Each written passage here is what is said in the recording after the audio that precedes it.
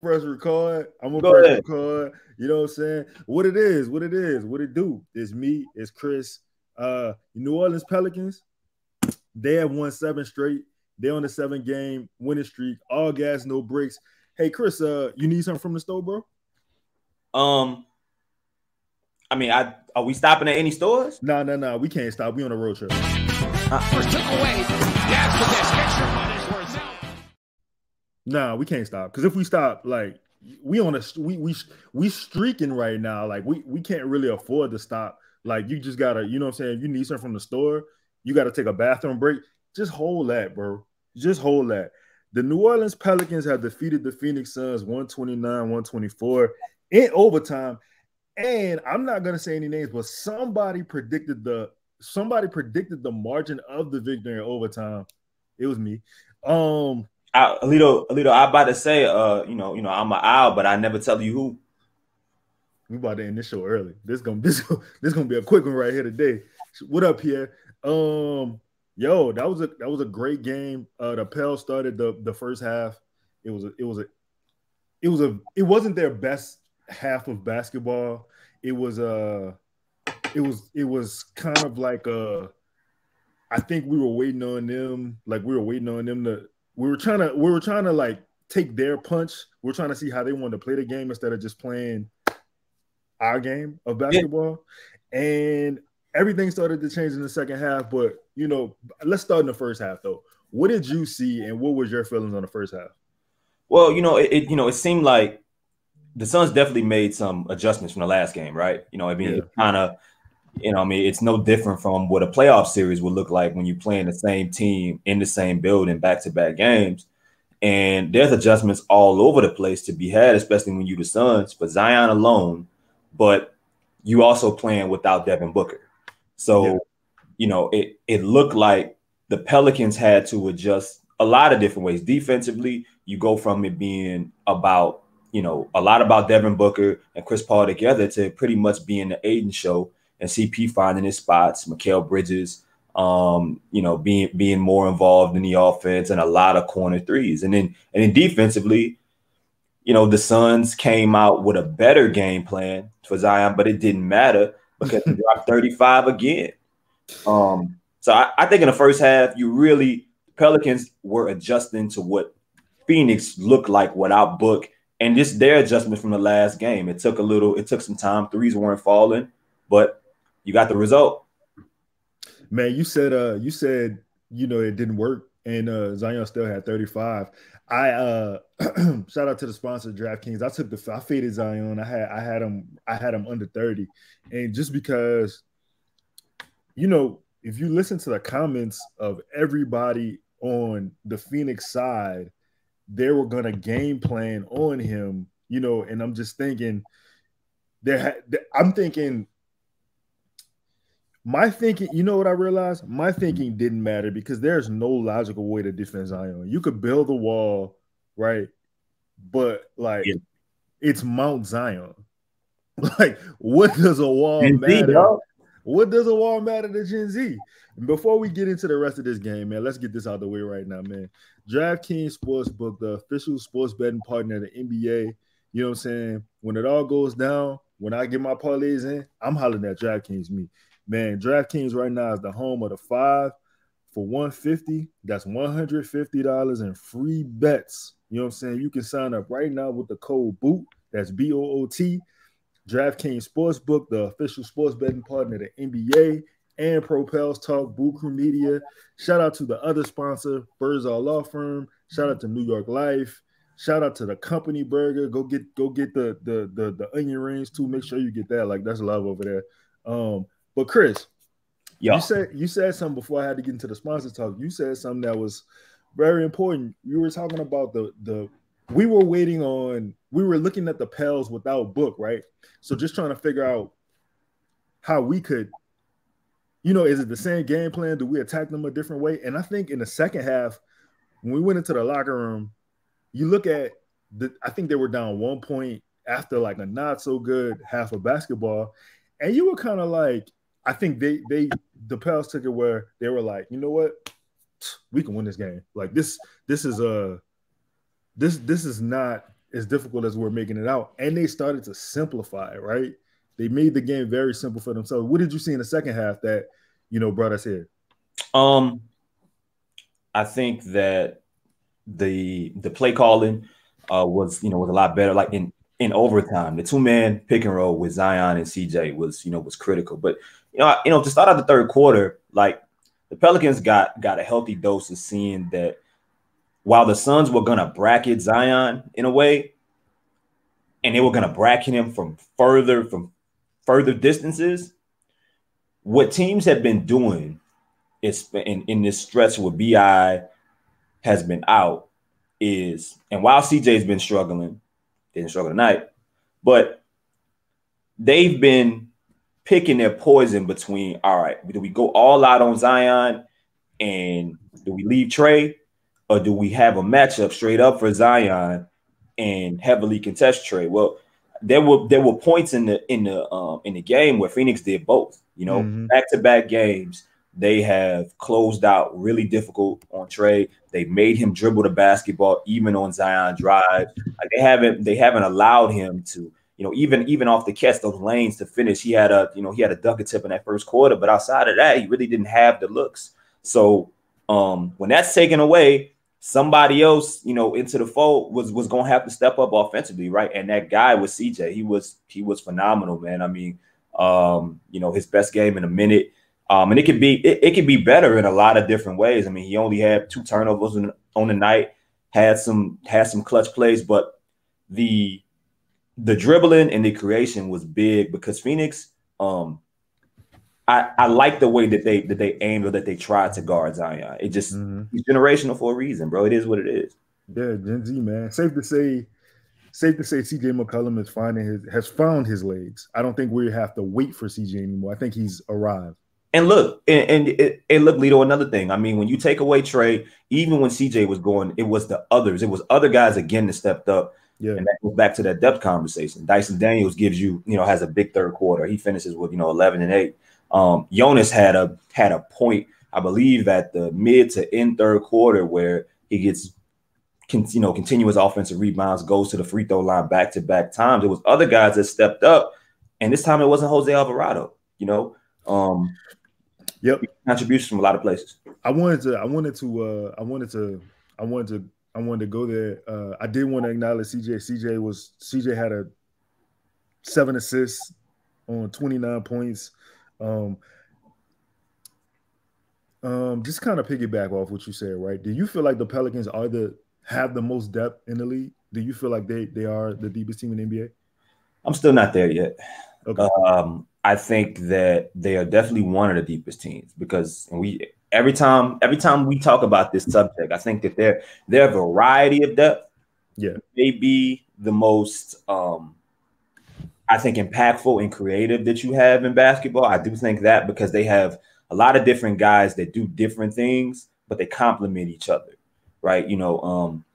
Najee's drives throughout the game were important, even if the shot wasn't falling. I mean, it's just Jose's shot offensively, Jose was really nowhere to be found. Defensively, he didn't have a good night either. Right. So this guy isn't finding ways to, impact the game. They have other guys that were, even if it's not big time contributions, we're talking 20-point games, so on and so forth. You still, like Larry Nance had 15 and 8. Yes, sir. So I think the variety of depth is interesting because it's also not a finished product. I don't think, this roster isn't a finished product to me. And I think there are some other teams around the league that I think they pretty much are who they are. And you'll see, where I want to see them play against those teams. But it's definitely top 5, top 3. You got to at least give them that. We gotta talk about the Atlantic City Enforcer. We gotta talk about him, Chris. Like the man comes in the game, he has 16 points. I think he has 5 rebounds and 5 assists. He plays great defense. He did exceptional on closeouts. He attacks downhill when the offense is being stagnant. What more can you say about Najee? He's a well-rounded basketball player. That's crazy, right? Like just the fact we got there. Like, you know what I'm saying? I cover because like he when he first got into the league, we talked about the energy. We talked about the defense. We talked about, he was still filling up the box scoring ways, but now it looks so much better as well. The timing is different. And he used to let teams force him to shoot. And Phoenix tried to force him to shoot a lot. They were overloading sides and leaving Najee out in the corner. Yeah. But he didn't attempt 1 3 tonight. He took over there, made the extra pass, pump fake, drove. He's learning how to do whatever the hell he wants to do. He's not letting a defense or a matchup or the rhythm of a game dictate his purpose. Yeah. And that's very important, I think, for anybody, regardless of what's in front of you, what's around you, the circumstances that you're dropped in. You play your game, right? You run your race. And Najee is running his race, and it's very critical for this team. I mean, I think I saw a stat not too long ago about his last 5 games. I mean, he's on a run, again, very similar to the start of the year. The biggest advantage of a basketball player is knowing your game. You don't have to take what the defense is giving you if that's not what you do. And to add on to that, Najee has been actually shooting the ball really well. So to still see him have the IQ to be like, hey, look, I'm seeing the ball movement isn't what it needs to be. Let me just attack. Let's see what happens. Right? You need that, especially when you got a Zion in the game because there's so many eyes on him. We also got to talk about the Australian nightmare. This man, 19 years old, bro, and he locked Book up last game. He was picking up Chris Paul 94 feet to start this game. What are you seeing from Dyson Daniels that keep putting he's able to keep putting himself in positions to win? Because no matter what's going on in the game, he's like this. This is true. He Tim Duncan light. He really is. It doesn't matter what's going on. Like his composure stays the same. I mean, it's that I mean, the Derrick Rose, the Kawhi, the Tim, like it doesn't. He's the same no matter what. He makes a good play, a bad play. No matter what the situation is, he stays the exact same, and that helps him because when the basketball finds him, I think that calmness, that composure, it allows him to show up and pick his spots. It's not like he's going to get 20 shots or 15 shots a game. He has to find his way throughout the offense. A lot like Herb. And he's not afraid of those. He's not afraid of failing. He misses one layup that he should have made earlier. And the next time he gets an opportunity, it's an and one. And he's at the free throw line. Made multiple free throws throughout the night. Later in the game, he ends up taking I think a layup or a floater that was an air ball, hurts his ankle, comes back in later on and closes out the game. The extra pass, it's just the IQ is so important for this team because you have so many people that are in front of him on the totem pole that have to have their touches, and he just knows how to fit in, and that's huge. He knows how to fit in, and he makes the most of his opportunity without getting in the way. And as a rookie, we see it. We've seen it from guys on this team. We see it around the league. Sometimes, you're pressing, just trying to make your mark in the league. He's not afraid of any of that. No matter what's going on, he's going to make the most, whether it's a great game, bad game, or in the middle, and he's going to have that straight face and find a way to, play well. You said something, you tweeted something during the game, which I thought was really interesting. You said, teams throw different actions at Zion, and he's kind of able to. I'm of course paraphrasing my own way of paraphrasing. So he of course, So he analyzes it, and then the next play or the next couple plays down, he reacts to it. Right. I told you back that the cerebralness in which he's able to do that so quickly. Bro, he's like an athletic computer. Ooh, that's a bar. That's crazy. The fact that he can see it, decipher it, he inputs it into his the log of the plays, and he's like, all right, I got something for it. And applies it quickly, right? I think that's what's the adjusting on the fly is what's huge for him, because sometimes you see it. I mean, it happens with superstar players. You force the issue, you get stubborn, at that age. when you're so used to dominating in a certain way. And we saw early on in the year when we were talking about the changes that he should make. It was him trying to find his rhythm again. And now, and part of that is the time that was off, and part of that is once again adjusting to what he was seeing, what he's always going to see when he's on the floor, but what it looks like now, 2 years, a season later. So, yeah, man. I mean, it's so interesting with him because teams try to scheme him, right? They try to switch matchups. They try to they try to throw so many different things at him, and you can just see him. All right, well, y'all ain't gonna give me that. I'm gonna throw out this, this turnaround fade here. I'm gonna shoot the three tonight, or I'm at the end of the first half, I'm gonna pull out a pivot fake. Step into a little runner, a little floater. He ends up tipping it back in for to make it a 1-point game to end the half. It's just he's adjusting, not just with the passing. He's playing the game very patiently, very patiently. And when you have everybody that's on the floor looking at you, they're trying to find different ways just to stop you, and you're able to do it like that. Like this 35 was harder than the last game. Yeah, man, especially when you got to overcome bad calls, like egregious refereeing. And then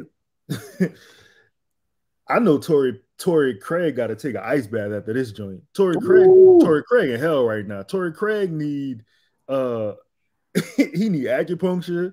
He need a chiropractor. He took a charge, dog, to the chest, sent that boy straight to Frenchman Street. That's crazy. You need I don't know if you get paid enough to take them, man. I just because what do you do? And here's the thing with Z, and that where he's at right now, it's like where he's at mentally and the dominant stress that he's on, the run he's on. It's hard for teams to really, like, what do? You have to find a matchup. I mean, you have to find a matchup, and there are a few teams left that you gotta, you want to see him against to see how that matchup fares against him, because it's hard to play matchup zones against a team with this many amount of options that are making you pay. CJ was still struggling, even after the last Phoenix game. He finished with 18, but there was still some work to do. Right. He dropped 29 on you now. His best game back since coming back from COVID. Right. The next game is gonna be Trey. The game after that, then BI will be back. It'll be him. Jonas will have a game. It's just so many other guys have so many different ways to beat you. If you sell out just to stop Zion, not only is he still gonna give you 30, but other people are gonna get involved in the process. And if you let him go one-on-one, DeAndre Ayton gonna foul out. Good night. And both happen. So what do you do, man? It's very interesting to watch these teams try everything, different zones, different patterns, different matchups, and it just not matter. And like you said, you look up, like BI ain't even there. It was a point in the game, I think it might have been the end of the third or early in the fourth, where the offense was real stagnant. Like we couldn't really score in the half court setting, and I thought to myself, like, damn, BI coming back. You know what I'm saying? Like, we could use BI right there, but it ain't even the fact that we could use him right there. It's like, damn, BI, you adding BI back to this. Like, you got a chance to watch it from the sideline and see. A lot of people are curious how everybody will adjust, man. I think we have to give some people the benefit of the doubt when it comes to adjusting and being able to flip their perspective over time. You don't think that BI is able to see how dominant Zion is right now and how helpful that's going and impactful that's going to be for him. How it's going to make his life easier, how his regular season is going to be completely different than it's ever been before with that guy on the floor and the mode that he's in, making your life easier. You're going to walk into whatever kind of night you want to, because teams got to give you something. And I don't know what it is. In the words of the modern prophet, Brandon Ingram, Shaq Kobe, some other words I'm not gonna say, but Trey Murphy didn't have a great game offensively, but he did have 7 rebounds tonight. But Chris, man, we've been too humble, bro. Are we? From all that riffraff that happened, like all them wolf tickets that got sold to me, all that rigmarole, you know what I'm saying? All this. I'm glad he did that because now there's a little extra fire there. They flamed it. I mean, it's going. I want Busy in there on him next game. I want him on his back. Mm-hmm. What you want? All right. Hey, Tom Chambers. Hey, bro, if you ever listen to this, back in your day, Zion would have put you in the dirt. He'd have put you in the dirt, Tom. Beyond just on your back, brother. That's first of all, that's crazy. And secondly, Tom, if I'm not mistaken, if I'm listening to you want Bismack Biyombo to come out there and guard, you want his slow foot ass try to guard Zion on the perimeter? Brother, have you watched how many look at what you don't think Isaiah Stewart was trying to foul? He's made one of the strongest men in the game look like a child. Like, is this not it, bro? It sound good. This is not that easy, bro. Like it's literally not that easy. Him, Eddie Johnson, man, you got 35 put on you back to back, and Zion was putting people on the ground. I just find that funny, man, because I think people, Chris, I'm sorry, I didn't mean to cut you off, bro. No, you okay? No, I'm just trying to understand, bro. He asked for Bismack Biyombo and Ish Wainwright to come into who can't get in the game, but to come into the game and do what exactly? I don't know. Like, I get it. If Zion was like 210 pounds, this was Brandon or this was CJ, are we talking about somebody that's much smaller in size that are probably easier to put, you know what I mean, to give a hard foul to? That's people try all the time with Zion, and it doesn't work. It gotta literally almost be dangerous, and even then, it's hard, bro. I found that funny, man, because a lot of people thought, all right, well, it's gonna get a little bit more physical. The Suns are gonna have a better opportunity. They're gonna come out ready, fired up to stop Zion. They're gonna put a plan together, and you got identical points dropped on you. He had 35 last game too? I believe so. Come on, man. That's tough. But hey, they still got one more chance, They got them next Thursday. Biggie had one more chance too. He made a song about it, and I don't know how that went at the end of the, you know what I'm saying? Like, we all got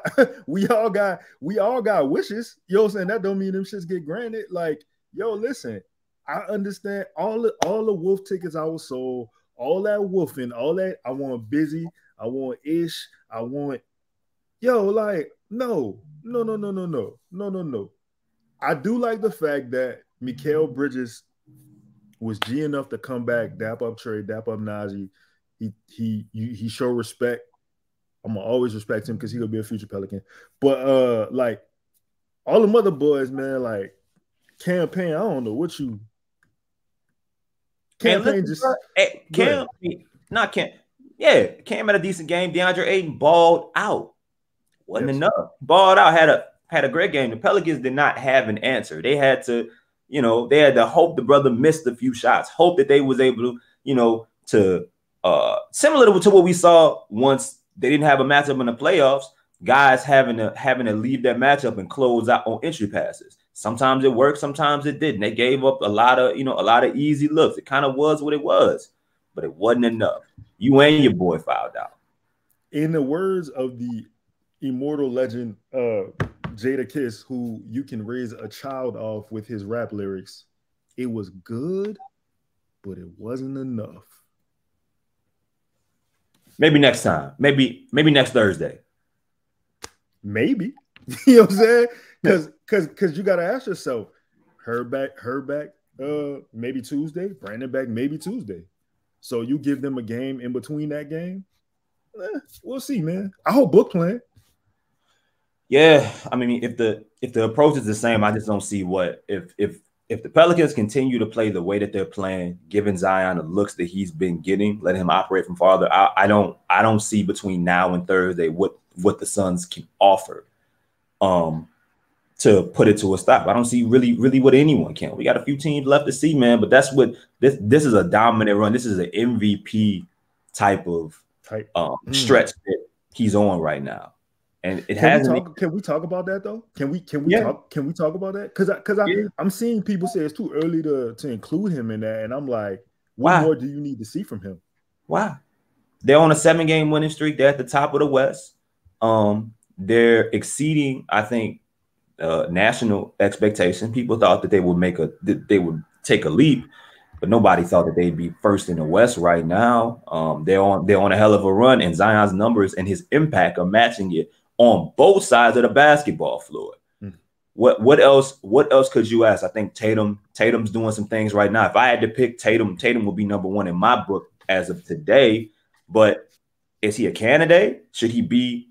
Can you make an argument for him being top of the list? Yes, because him being at his best, Zion being at his best has changed the trajectory of this team. It's turned them into something else. It's different. And when you do that, you an MVP candidate. No doubt. No doubt. Once again, Propels Talk is brought to you by Birdsall Law Firm, New York Life, DraftKings. Use the code BOOT and a company burger for sure. And Chris, man, last thing before we get out of here.